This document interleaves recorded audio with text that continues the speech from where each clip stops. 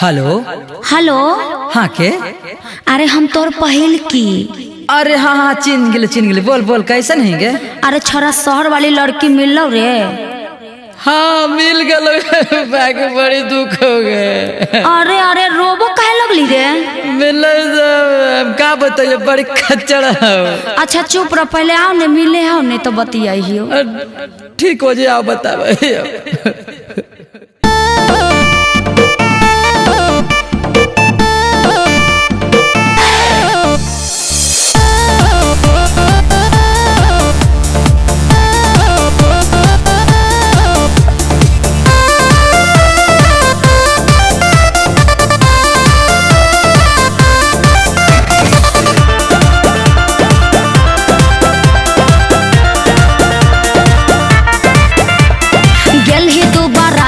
बिगड़ल हलतिया बताही सब कैसे भेल चाकर हल छतिया।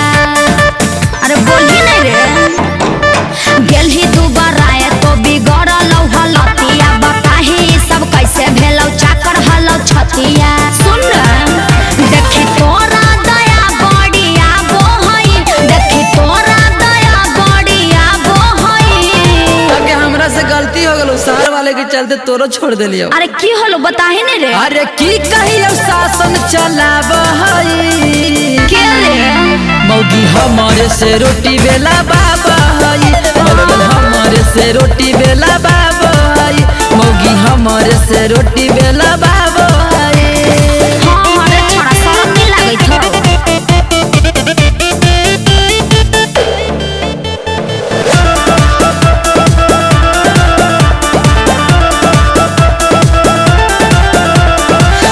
की करो ही छोड़ा जड़ी तू बताही, ऐसे न कहे में हमरा से हिचकिचाही। अरे बात की है? सब्जी कट्टा बाबा हई आगू में बैठ के कहा है बनावे हमरा नीमक हल्दी छीट के।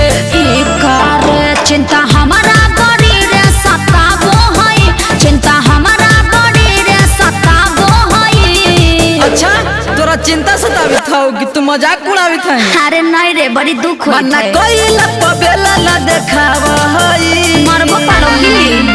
मौगी हमारे से रोटी बेला बाबा हई, मौगी हमारे से रोटी बेला बाबा हई, मौगी हमारे से रोटी बेला बाबा हई।